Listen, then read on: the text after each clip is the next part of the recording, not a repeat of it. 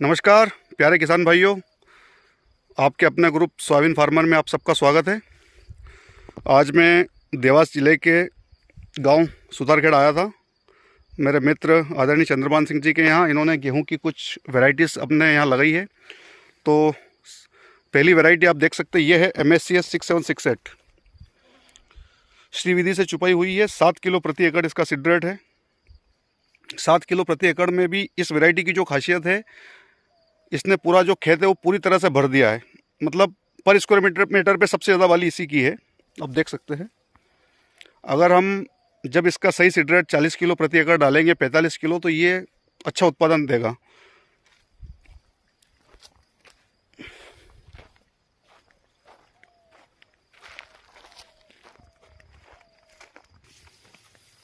अब ये जो वैरायटी आप देख रहे हैं, ये इंदौर अनुसंधान केंद्र की HI 8826 वैरायटी है।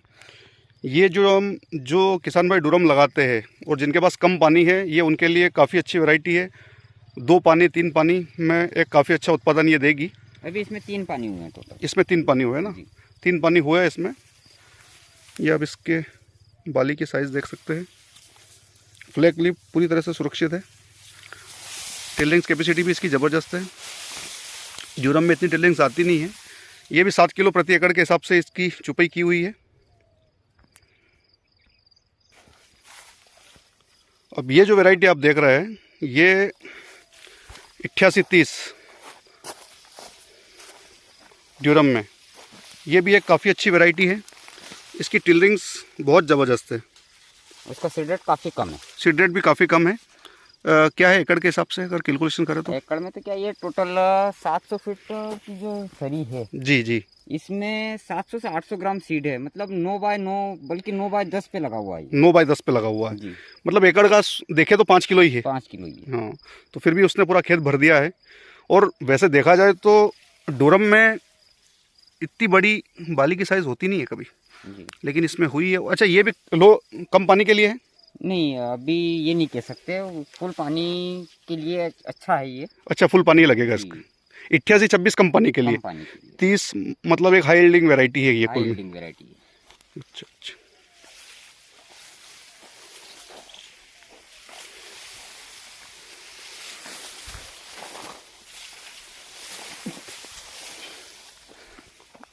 ये 1655 है। ये 1655 है। ये लो इरिगेशन के लिए है लो इरिगेशन के लिए। और एस्टिवम वैरायटी है।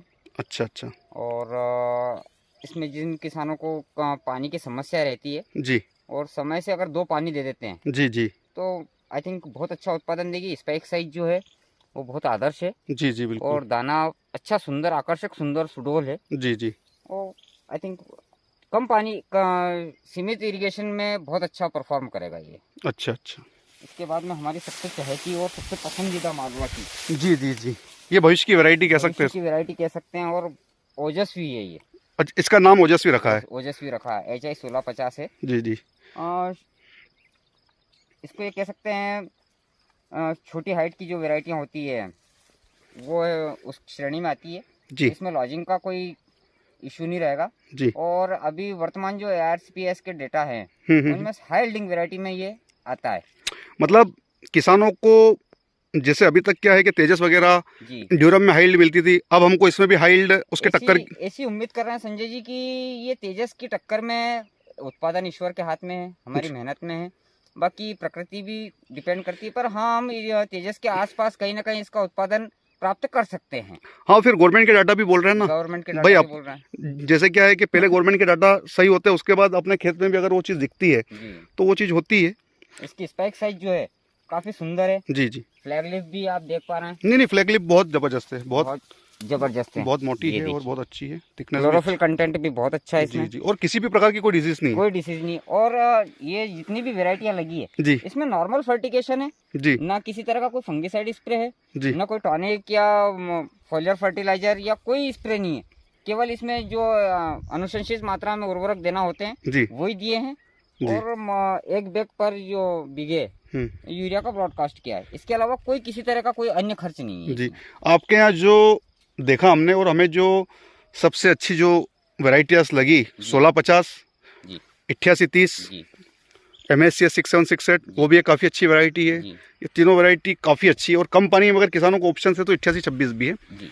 तो अच्छा। 1655 भी अच्छा हो 1655 भी अच्छा है। ये स्टीवम में, स्टीवम में। जी ये 1655 किसान भाइयों आप देख सकते हैं, ये कम पानी में बहुत अच्छा गेहूँ, बहुत अच्छा है। जी जी, इसकी भी स्पाइक की साइज काफ़ी अच्छी है, अच्छी है। दाना भी शायद इसका बोल्ड आएगा। जी तो किसान भाइयों यही डॉर्फ वैरायटी है, डॉर्फ वैरायटी है। लॉजिंग का इसमें भी इशू नहीं है, जी इसमें भी इशू नहीं है। जी जी। तो वैसे और 1650 रिलीज वैरायटी है, जी 8830 रिलीज हो गया आपका, MSCS 6768 भी रिलीज हो गया, 1655 भी रिलीज 1655 भी रिलीज हो गया। और किसान भाइयों से एक ही अनुरोध है कि आप गेहूं में रिलीज वैरायटी ही लगाएं। हर भाई साहब हर किस्म जी अनुसंधान हमारे लिए काम करता है, वहाँ के वैज्ञानिक दिन रात हमारे लिए काम करते हैं।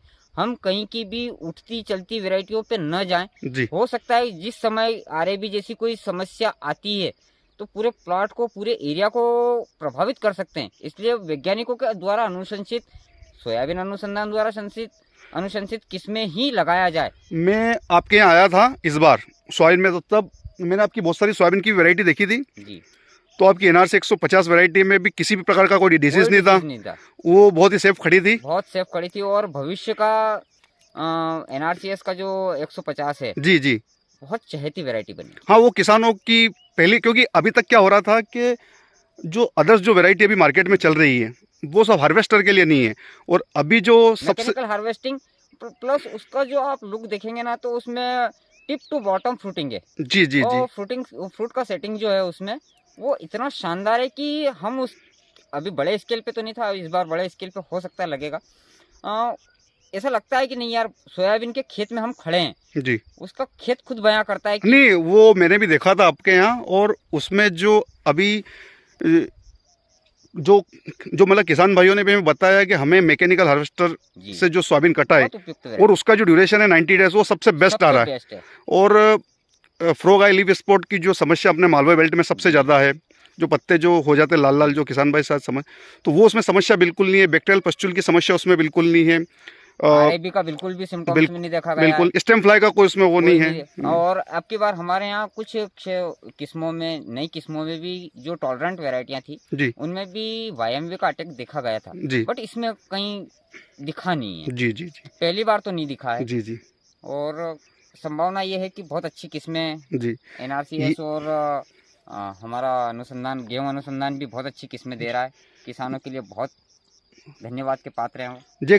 तो किसान भाइयों, ये हमारे मित्र थे चंद्रभान सिंह जी, जो इनके खेत पर हर वैरायटियों का पूरा ट्रायल लेते हैं, चाहे सोयाबीन हो, गेहूं हो, चना हो, इनके पास सारी वैरायटी से ट्रायल करते हैं। और इनके पास जो बात है, ये हर चीज़ का कैलकुलेशन करते हैं। जैसे अगर ये इतनी जगह में लगा है तो कितने स्क्वायर मीटर में ये जगह आ रही है, पर मतलब कितने फीट पे, मतलब 4x4 पे कितना प्रोडक्शन आएगा, और पूरे प्लॉट में 1 बीघे में कितना प्रोडक्शन आएगा सीड रेट का। ट्रेडिशनल और टेक्निकल में काफ़ी डिफरेंसेस होते हैं। जी ट्रेडिशनल में ये है कि हम घर से बोरी उठा के लाए, भरा और बो दिया। जी और टेक्निकल में ये डेटाबेस होना चाहिए हमारा कि हमने कितना बोया है, कितना एरिया है, कितना सीड था और कितना प्रोडक्शन आया। ये जितनी भी वेराइटियाँ हैं, पर क्यारी इसकी अलग कटेगी, जी अलग इसका वेट होगा। जी। उसके बाद अब मैं आपको एग्जैक्ट डेटा बताऊंगा कि इस क्यारी ने इतना प्रोडक्शन दिया, इस क्यारी ने इतना प्रोडक्शन दिया। देखो एग्जैक्ट डाटा भी मैं भी बाद में भी आऊँगा, और अपन को एग्जैक्ट डाटा देना भी है, क्योंकि अपने खेत पर जो चीज़ हो